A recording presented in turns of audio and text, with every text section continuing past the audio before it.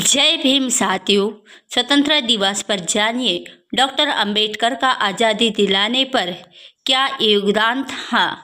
Doctor B R. Ambedkar, जिन्हें अक्सर भारतीय संविधान के प्रमुख निर्माता के रूप से जाना जाता है, डॉक्टर अंबेडकर ने भारत की स्वतंत्रता और स्वतंत्रता के बाद राष्ट्र निर्माण के कई महत्वपूर्ण योगदान दिए हैं। आइए एक एक करके जानते हैं। नंबर 1, उत्पीड़न के अधिकारों की वकालत करना, सामाजिक न्याय और मानवता। और डॉक्टर अंबेडकर दलितों अन्य हस्तियों के समुदाय के अधिकारों के लिए एक प्रबल समर्थक थे और उन्होंने जड़ जमाए हुए जाति व्यवस्था और भेदभाव के खिलाफ लड़ाई लड़ी और सच्ची स्वतंत्रता के लिए सामाजिक सुधार की आवश्यकता पर प्रकाश डाला।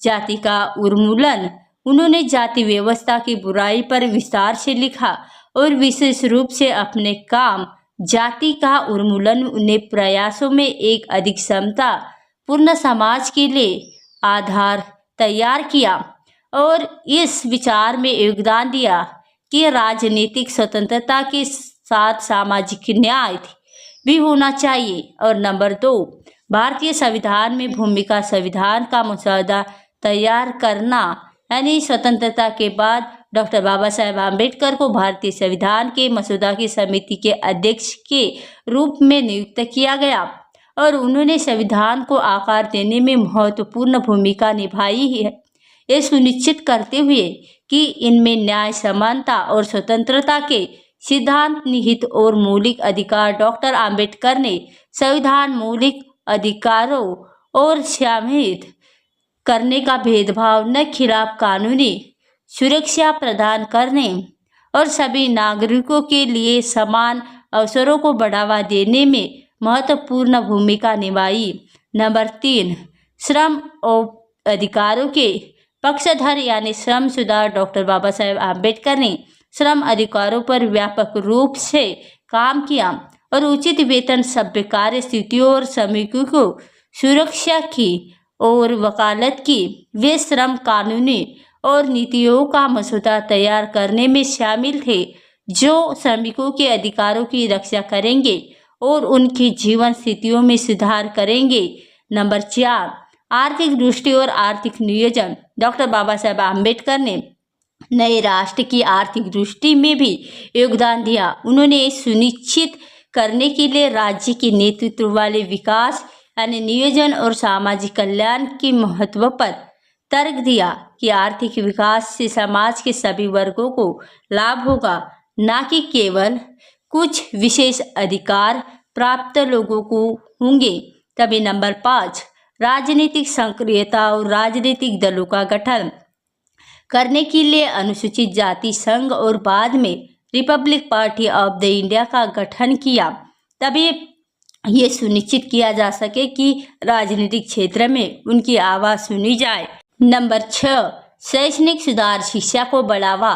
डॉक्टर अंबेडकर का मानना था कि शिक्षा मुक्ति की कुंजी है और उन्होंने शैक्षणिक संस्थानों की स्थापना की और उत्पीड़न समुदायों को सशक्त बनाने में शिक्षा का महत्व पर जोर दिया।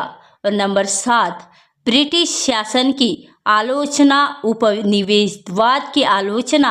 हालांकि डॉक्टर अंबेडकर ने भारत के भीतर सामाजिक संरचना की आलोचना की, लेकिन वे ब्रिटिश औपनिवेशिक शासन के भी कट्टर आलोचक थे।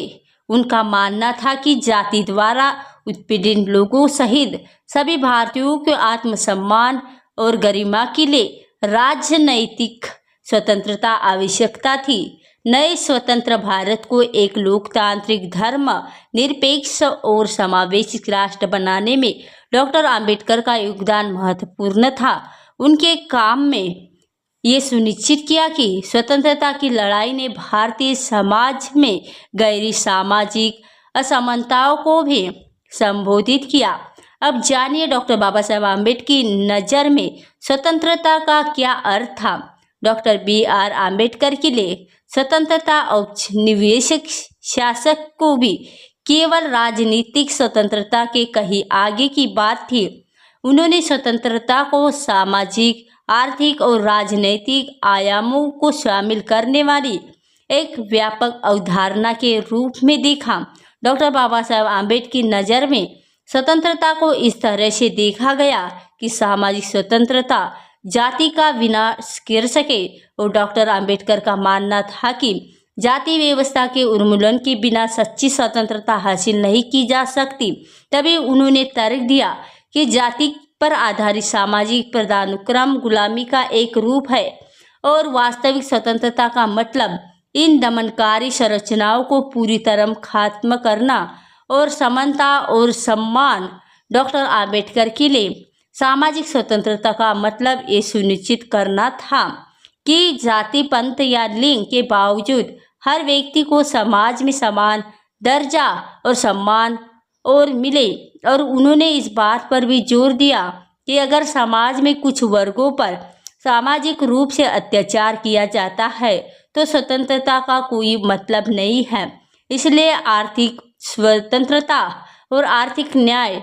डॉक्टर आम्बेडकर ने आर्थिक स्वतंत्रता को सच्ची स्वतंत्रता के लिए जरूरी माना और उनका मानना था कि आर्थिक सुरक्षा के बिना राजनीतिक स्वतंत्रता खोखली है। तभी उन्होंने नीति की वकालत की जो कि सबसे बड़े और आर्थिक रूप में वंचित समूहों को आर्थिक अवसर और संसाधन प्रदान करें। तभी श्रम अधिकार और उचित केवल वेतन आर्थिक स्वतंत्रता में सभ्य कार्य स्थितियों, उचित वेतन और शोषण के बिना आजीविका चलाने की क्षमता का अधिकार भी शामिल था। तभी डॉक्टर बाबा साहेब आम्बेडकर श्रम अधिकारों के प्रबल समर्थक थे और आर्थिक सशक्तिकरण को स्वतंत्रता के एक प्रमुख घटक के रूप में उन्होंने देखते हुए राजनीतिक स्वतंत्रता, लोकतांत्रिक शासन। डॉक्टर बाबा साहेब आम्बेडकर लोकतांत्रिक शासन को महत्व देते थे, जहां प्रत्येक नागरिक को राजनीतिक प्रक्रिया पर आवश्यकता में विश्वास करते थे, जहां हर आवाज़ विशेष रूप से होशियों के लिए समुदाय ने में भाग लेने का अधिकार था। वह सार्वभौमिक वयस्कर मताधिकार और प्रतिनिधि लोकतंत्र की सुनी और महत्व दी जाती थी। व्यक्तिगत अधिकारों की सुरक्षा। डॉक्टर आम्बेडकर के लोकतांत्रिक शासन को महत्व देते थे, जहां प्रत्येक नागरिकों को राजनीतिक प्रक्रिया, विचार में राजनीतिक स्वतंत्रता में व्यक्तिगत अधिकारों और स्वतंत्रताओं की सुरक्षा भी शामिल थी। उन्होंने सुनिश्चित किया कि भारतीय संविधान अन्य नागरिकों को राज्य और सामाजिक उत्पीड़न से बचाने वाले मौलिक अधिकारों का प्रावधान करे। तभी शैक्षणिक स्वतंत्रता। शिक्षा तक पहुंचकर डॉक्टर बाबा साहेब आम्बेडकर शिक्षा को अज्ञानता और उत्पीड़न से मुक्ति का साधन मानते थे और उनका मानना था कि स्वतंत्रता में सभी के लिए शिक्षा का अधिकार शामिल है और विशेष रूप में उत्पीड़ित और हाथीशिया के समुदाय के लोगों के लिए, ताकि वे खुद को ऊपर उठा सके। उत्पीड़न से मुक्ति, आत्मसम्मान और मानवीय गरिमा। डॉक्टर बाबा साहेब आम्बेडकर की स्वतंत्रता का विचार आत्मसम्मान और मानवीय गरिमा की अवधारणा से बहुत निकट से जुड़ा हुआ था। उनका मानना था कि सच्ची स्वतंत्रता का मतलब किसी भी तरह के भेदभाव, अपमान या अधीनता से मुक्ति जीवन जीना है और सामूहिक प्रगति के लिए स्वतंत्रता, सामाजिक सुधार और सशक्तिकरण। डॉक्टर आम्बेडकर की स्वतंत्रता की दृष्टि न केवल व्यक्तिवादी थी बल्कि सामुदायिक भी थी। उन्होंने ऐतिहासिक रूप में हाशिए पर पड़े समुदाय के सशक्तिकरण की वकालत की और ये सुनिश्चित करते हुए कि स्वतंत्रता सामूहिक उत्थान और सामाजिक सुधार की ओर ले जाए। संक्षेप में डॉक्टर आम्बेडकर की स्वतंत्रता की अवधारणा न्याय, समानता और सभी प्रकार के सामाजिक और आर्थिक उत्पीड़न के उन्मूलन के साथ गहराई से जुड़ी हुई थी। उनका मानना था कि इन मुद्दों के संबंधित किए बिना राजनीतिक स्वतंत्रता अधूरी और अपर्याप्त होगी। अब जानिए 15 अगस्त क्यों मनाया जाता है। 15 अगस्त को भारत के स्वतंत्रता दिवस के रूप में मनाया जाता है। ये 1947 का वह दिन है जब भारत ने ब्रिटिश औपनिवेशिक शासन से स्वतंत्रता प्राप्त की। इस दिन का महत्व कई प्रमुख ऐतिहासिक और प्रतीकात्मक कारणों में निहित है, जो कि ब्रिटिश शासन ने लगभग 200 वर्ष के ब्रिटिश उपनिवेशीकरण के बाद भारत 15 अगस्त 1947 को एक स्वतंत्र राष्ट्र बन गया है। इसके ब्रिटिश सरकार नियंत्रण के अंत और भारत के लिए स्वशासन की शुरुआत की और चिन्हित किया कि भारत का विभाजन स्वतंत्रता के साथ साथ 15 अगस्त 1947 को भारत का विभाजन 2 अलग अलग राष्ट्रों में, भारत और पाकिस्तान में भी हुआ।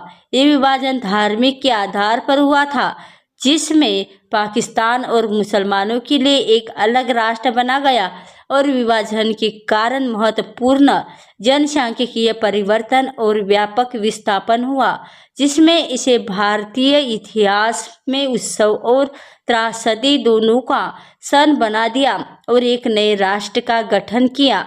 स्वतंत्रता दिवस एक संप्रभु राष्ट्र के रूप में भारत के जन्म का प्रतीक दिन है और इसी दिन भारत में एक लोकतांत्रिक गणराज्य के रूप में अपनी यात्रा शुरू की, जिसमें जवाहरलाल नेहरू जैसे नेता स्वतंत्र भारत के पहले प्रधानमंत्री बने और राष्ट्रीय एकता और गौरव को प्रतीक स्वतंत्रता का दिवस का उत्सव राष्ट्रीय एकता और गौरव का प्रतीक है।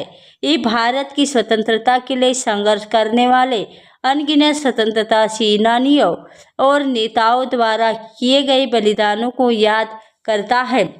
इसी दिन देशभक्ति के उत्सव मनाया जाते हैं।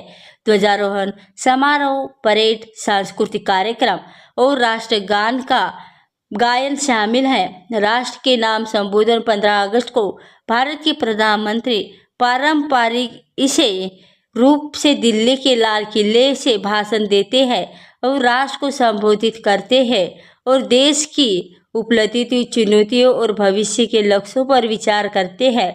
वैश्विक मान्यता 15 अगस्त को वैश्विक स्तर पर भारत के स्वतंत्र के राष्ट्र के रूप में उभरने और स्वतंत्र राष्ट्र के समुदाय में शामिल होने के लिए दिन के रूप मान्य प्राप्त है।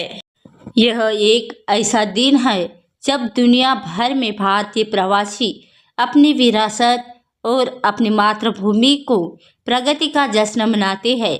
स्वतंत्रता दिवस न केवल औपनिवेशिक शासन को आज़ादी का उत्सव है, बल्कि लोकतंत्र, न्याय और समानता के सिद्धांतों पर चिंतन करने का भी समय है, जिन पर राष्ट्र की स्थापना हुई थी। यह तिथि ऐतिहासिक महत्व रखती है क्योंकि ये उपनिवेशवाद के अंत और भारतीय लोगों के लिए स्वशासन के लिए एक नए युग की शुरुआत का प्रतिनिधित्व करती है। और स्वतंत्रता दिवस पर पूरे भारत में विभिन्न कार्यक्रमों और समारोह के साथ मनाया जाता है, जिसमें राष्ट्रीय ध्वज फहराना, सांस्कृतिक प्रदर्शन और राजनीतिक नेताओं द्वारा भाषण शामिल है। भारत के प्रधानमंत्री आमतौर पर दिल्ली के लाल किले से राष्ट्र को संबोधित करते हैं, देश की उपलब्धियों को याद करते हैं और भविष्य के लक्ष्यों को रेखांकित करते हैं। ये दिन भारतीयों के लिए स्वतंत्रता संग्राम में योगदान देने वाले यानी स्वतंत्रता सेनानियों और नेताओं को याद करने और उनका सम्मान करने का भी समय है।